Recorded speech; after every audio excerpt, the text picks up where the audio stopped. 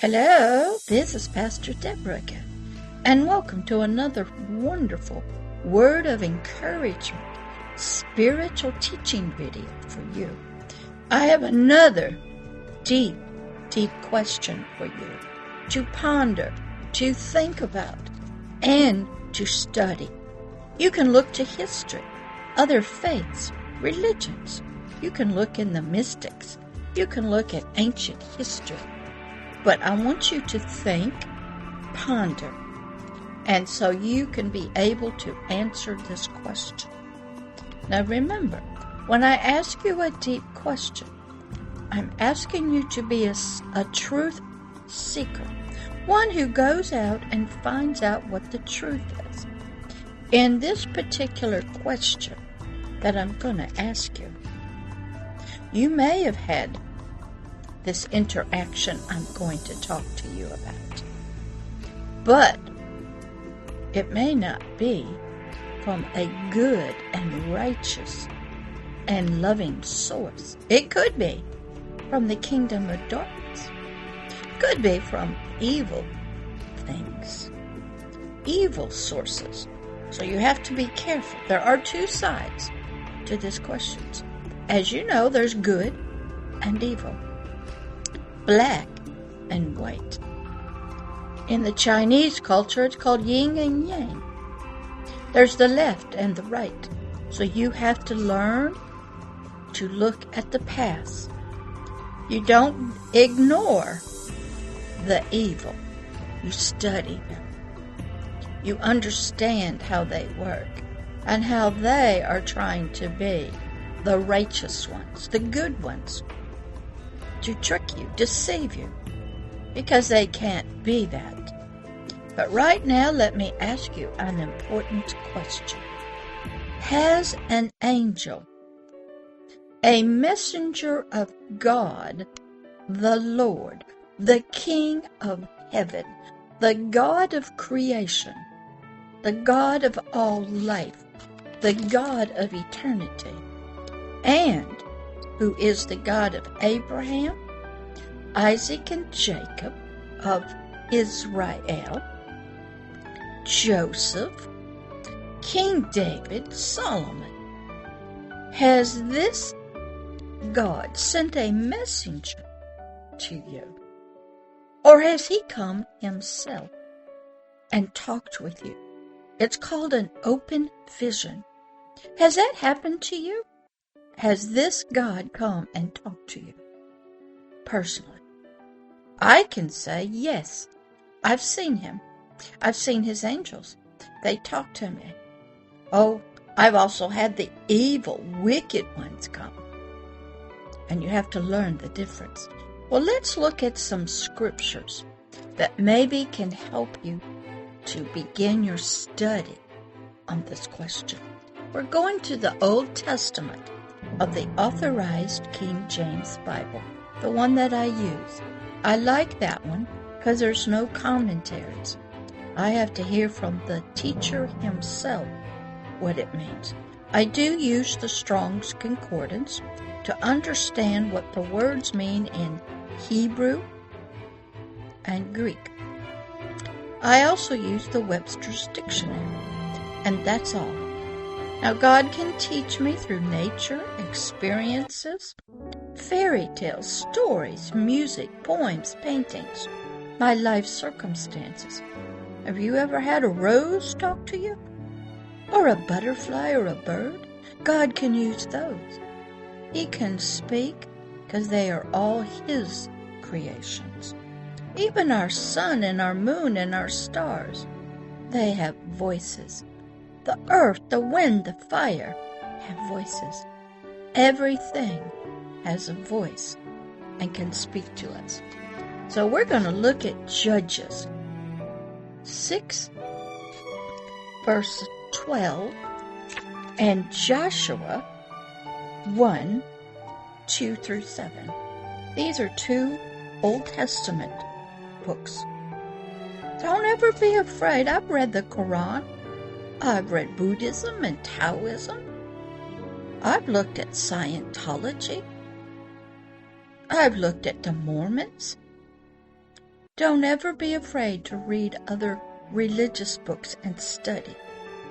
Confucius had a lot of wonderful statements to help us. Go back and study history. Go back and look at ancient civilizations. Go back and watch movies. Study, study, study. Study humanity in its search for a God. And it's our relationship to it. Go study prayers. Go study sacrifices. Go study temples and mosques. Go study. You'll learn a lot. And you will have a wonderful world view of humanity's search for this God of creation, who maybe has many different names according to your culture or your tradition, but there's only one. Now, the evil side can also pretend to be, try to come to you in dreams and visions and act good, but they're not him. So you have to have some abilities to know the difference. That's for another teaching. But right now, let's see if we can answer this question. Let's do a short prayer because we need all the help we can get. Dear God of creation, the God of Abraham, Isaac, and Jacob, the God of the kingdom of heaven, the God of all eternity, the God of all truth, righteousness, joy, peace, love. God, help us to know truth about ourselves. Help us to study ourselves and to look deep inside of ourselves to answer this question. We look to you to be our teacher and our God. Help us to answer this question of Pastor Deborah and see if we can learn the truth. Thank you. All right, let's go to Judges 6:12. And what's the question? Has an angel or a messenger of God, the Lord of Abraham, Isaac, and Jacob, Joseph, King David, and Solomon, appeared unto you? In Judges 6, verse 12, we're going to read it. And the angel of the Lord, the word angel means messenger, appeared unto Gideon and said unto him, do a study of the book of Judges. It will help you. And this is what this messenger angel of the Lord said to Gideon. The Lord is with you, you mighty man, or could be a woman of valor. Valor means honor, might, righteousness. Isn't that interesting? Has a God that you pray to ever spoken to you like that? Calling you a mighty one, of valor, one of honor, of might and righteousness? Good question to ask yourself. That takes us over to Joshua 1, 2 through 7. Going to be a little bit longer here. This was God speaking to Joshua after the death of Moses. The story was Moses was Israel's deliverer of the nation out of Egypt. And Joshua was sort of like his follower. He was a general. And when Moses died, God spoke to Joshua. Verse number 2. Moses, my servant, is dead. Now therefore arise, go over this Jordan River, you and all this people. You're getting directions. Unto the land which I do give to them, even to the children of Israel, who the Hebrews of Israel, who had just come out of Egypt, were called by the Lord. Israel means prince, that's all. The word Hebrew means wanderer. That's just some knowledge for you. Verse number 3. Every place that the sole of your foot Joshua, shall tread, walk upon, land have I given unto you, as I said unto Moses. Verse number 4. From the wilderness and from this Lebanon, even unto the great river, the river Euphrates, are the land of which is the land of the Hittites, and unto the great sea, towards the going down of the sun, which was the Mediterranean, shall be your coast. He's defining this land for Joshua in great detail in how Joshua would understand it.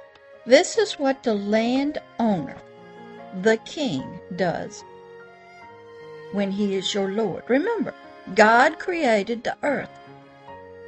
It's his. It belongs to him, and he can give any part of it to anybody that he wants. You have to understand that principle of Lord. The crowned land, it's called, is owned by the crown, the king.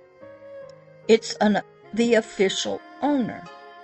He has rights due to creation rights to give his land to whomever he wishes. Many nations have this principle because this comes from God of creation. God created the earth. It just didn't show up. It belongs to him, the creator, the Lord, the king. And he can give it to anybody he truly desires. He gave it to all humanity. But humanity messed this up. So God is going back. He's trying to get a nation created that he's going to work through for all of humanity, to bring forth a sacrifice and salvation for all of humanity. But first, he has to get them in their land. Verse number 5.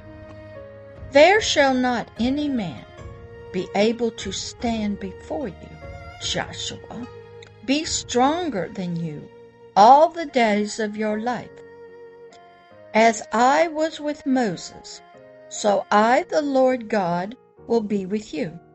I will not fail you, nor forsake you. Have you ever had God of creation, the God of eternity, talk to you like this? I have. That no matter if there's scissors pointing at me to come down and kill me, being poisoned, looking at heart transplants, having guns coming, shooting at me, assassination attempts, God says he will not fail me, nor forsake me. I have things to do for him. Verse number 6. Be strong, Joshua, and of good courage, for unto you this people shall you divide this land, this earth, this territory of mine, the king's land, for an inheritance. The land was always to be divided up, as you see, into nations, into families. You see that all the time. That is the rule. We were to have different lands for different nations. God had different species, different kinds of animals, different kinds of plants. God is a God of variety. But yet look at all the plants and flowers and trees. They all live on the same earth, but they're all different.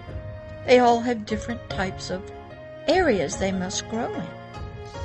And the animals. So God was doing this pattern with humanity after the Israelites came out of Egypt. They had been there for about over 400 years because God sent them there so they could grow and multiply. This king's land I'm giving you for an inheritance, this land which I swore unto your fathers to give to them. We were told long ago, that we were to come to the earth, and the earth would be ours to manage. We didn't create it. It is not ours. We are servants of it for the king. And he watches over his land, his plants, his resources. And if you mismanage it, you see what we get. in the weather, in poverty, in pollution. That's not God. Verse number 7. Only be you, Joshua, strong and very courageous, so that you may observe, obey, understand, do, serve, worship, all according to the law that I have given you, which Moses my servant commanded you. Law is important. God is a lawgiver. Don't break the law. Turn not from it, to the right hand or to the left, so that you may prosper wherever you go. Now there are laws of humans, of nature. You will never see nature violating God's law for it. And when it is having issues, that is Satan, the king of the kingdom of darkness in the second heaven, who was cast down here because of his pride and lust and greed.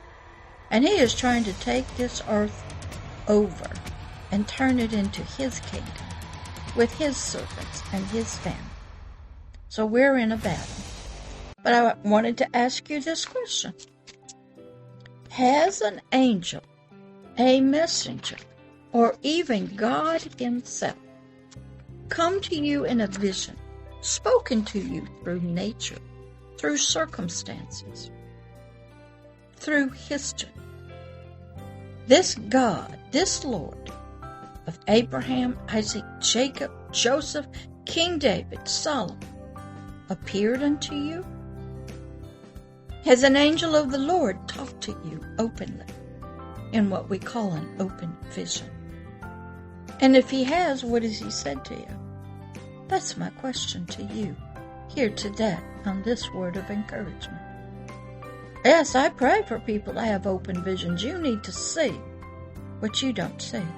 You need to hear from God of creation, the God who created this earth, and who will destroy it one day, and burn it up, destroy it. Maybe when the sun explodes.